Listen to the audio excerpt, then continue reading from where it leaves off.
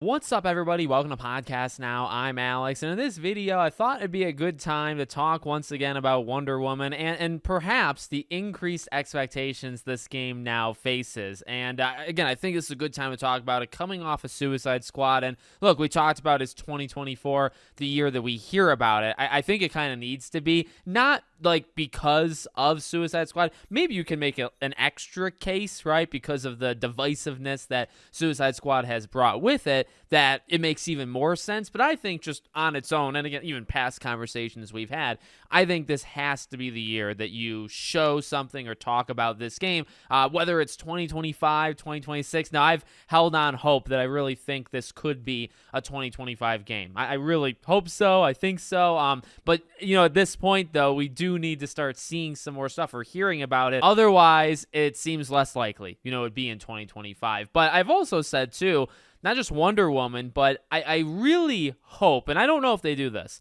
but I hope at some point they kind of just open the floodgates and maybe do almost not a DC fandom, but just give us a little roadmap, give us just a little pep talk that you're doing more than one or two DC games at a time. Really, I don't know how you do that, whether you have your own kind of, a pre-made video like a state of play or an Xbox Direct, these kind of things. If you were to do that just for DC, and the thing is, they probably wouldn't, because DC fandom made sense to do, obviously, DC games there. But beyond that, it's also just Warner Bros. So you got Mortal Kombat, you got the future of the Wizarding World games. It seems less and less likely, that something like that could come out. But I do think Wonder Woman, as well as hopefully other games. And I say that because, we're about to talk about the expectations on Wonder Woman. Some of them I think would be unfair to say, like, okay, well, this game is now poised to make or break. Like, this has to save the DC universe when it comes to gaming.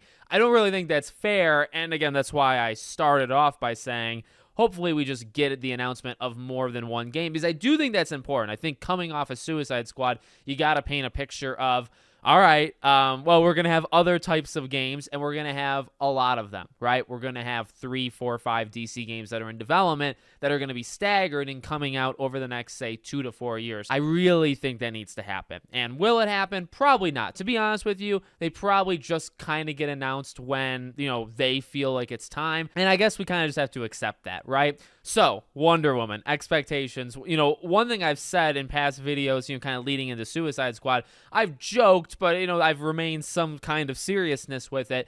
There is a lot on this game because I hope that this game can just be the game that brings everybody together. Now, Gotham Knights was not that game. Suicide Squad was absolutely not that game. Going into Suicide Squad, I wondered if it was going to be more split than Gotham Knights. And now that it's out, I think that's the case.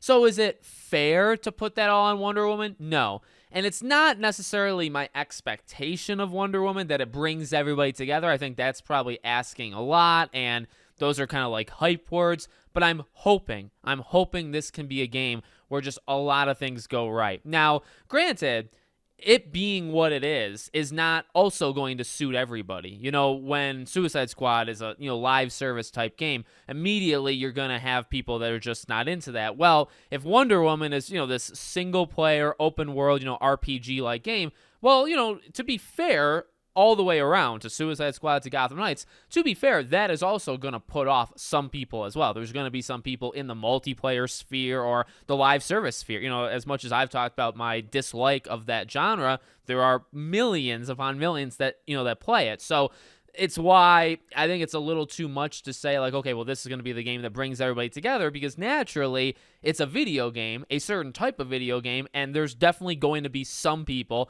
that are not into that. But, like, the baggage that has come from Gotham Knights or because of Gotham Knights and Suicide Squad, that does not have to happen with Wonder Woman, and that is what I hope doesn't happen. Now, I've joked, like, look, I thrive on these controversial things. Not that I don't believe that I milk it. I don't believe I look for it. I think it just kind of naturally happens to these franchises I'm covering. Hogwarts Legacy, right? That certainly had a lot of controversy. Gotham Knights, Suicide Squad. But I've also covered, like, hundreds of games that are more kind of under the radar. I don't mind it. I mean, I like a little fire and like spice in my life. So if every game I covered had a bit of controversy, would I be that upset? No, but you know what? I do need a game every so often that just has, again, this backing of feeling good about it. And Wonder Woman, I feel like beyond that whole live service, like remember the job posting that I found and, it became kind of like a news story.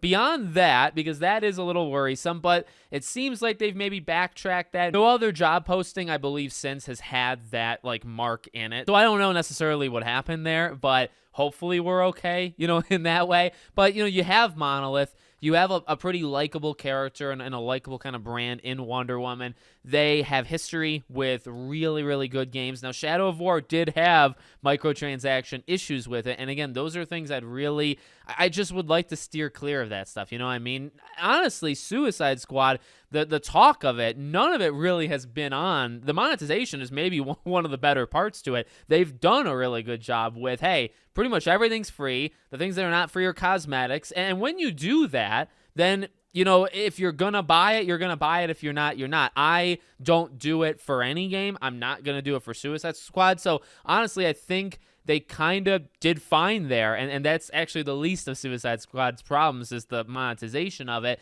But, you don't want that popping up in Wonder Woman. Hopefully, it's a game that leading into it is just kind of smooth sailing. And we can have like actual conversation about, the game itself. And again, like fair versus unfair. I mean, going into Gotham Knights, we talked a lot about the cooperative stuff and doing it in a different universe than, the Arkham. And then as the game happened, it was like, man, that probably felt more like an Arkham game or maybe would have been an Arkham more than maybe Suicide Squad should have been. So it was actually kind of ironically funny how that all turned out. But Gotham Knights, I do think an okay amount of it was actually on the game itself, the conversation. Suicide Squad, there was a lot on the microtransactions and always online and live service. And I think it deserved it. I think you do have those conversations when a game does that. That's just how it is. Wonder Woman shouldn't be like that just by nature of what the game is. So, I know I've spent a lot of time of just, this is like the lead up to Wonder Woman, right? I'm just hoping the lead up to the game, we kind of just stay clear from all of this extra fluff. And I'm not going to put that on us. I think a lot of it, yes,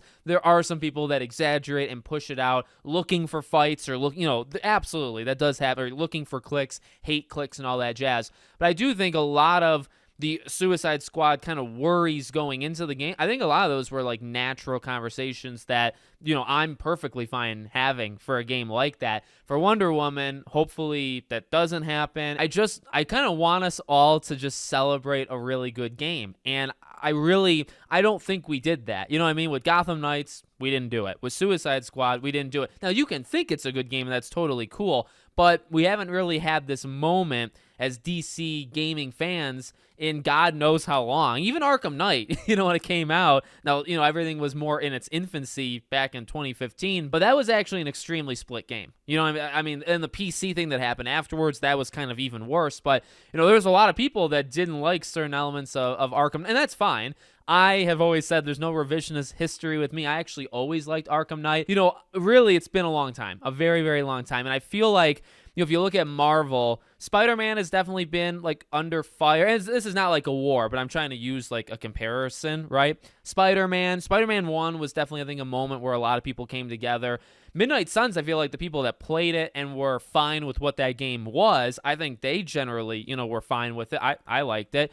Spider-Man 2, that one was definitely more of like a war online. Guardians of the Galaxy was actually leading in, was very much so because I don't think they did a great job of like marketing it. But when the game came out, it was game of the year type material for a lot of people that played that game. So I just feel like the DC community hasn't really had that, and hopefully Wonder Woman can be it. That is putting a lot on the back of it. But again, that's why I say it'd be nice if we had Wonder Woman and we had a lot of positivity, not forced, just natural positivity leading into Wonder Woman. And then you also knew in the background, oh, there's a Superman game. Oh, there's a this game. Oh, there's a Teen Titans game. Like, if you just knew like 2 to 4 more games coming out, and then Wonder Woman is just staying in its lane, it's perfectly fine. Everybody's okay with it as we're getting closer to release. It's not to say the game has to be a masterpiece and when it comes out, nobody can say a negative thought about it. No, that's very anti, my mindset on this channel. But I do want kind of this bringing together moment for the DC community. And I don't think we had it. People didn't even come together, I would say, to hate Suicide Squad because there's people that liked it. So it's not everybody that kind of came together and gave it a big middle finger. So hopefully we see something soon. As you all know, I'll be covering it the second anything pops up. But it's definitely, Wonder Woman is a game that is like one of my most anticipated games without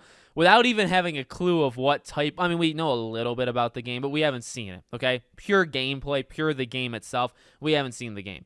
Even for that situation, it is, if you quizzed me or you asked me, just my opinion, like my top 5 most anticipated games going forward the next, 2, 3, 4 years. Wonder Woman is definitely, I would say, in my top. I think Kingdom Hearts 4 would have to be there, GTA 6, Wonder Woman. I mean, I really would put Wonder Woman, I think, in a top 5. Because I guess I believe in Monolith. And that could come back to bite me. Teams don't always have to stay talented. Arcane with Prey and all that, and then going into Redfall, but they lost a lot of people that actually made Prey. So, sometimes studios change in terms of the talent that's actually there. I think it'll be okay. But we don't know that for sure. We can only hope. So let me know what you think in the comments. Make sure, as always, you're subscribed to the channel, bell icon turned on, and I hope to see you all on the next one.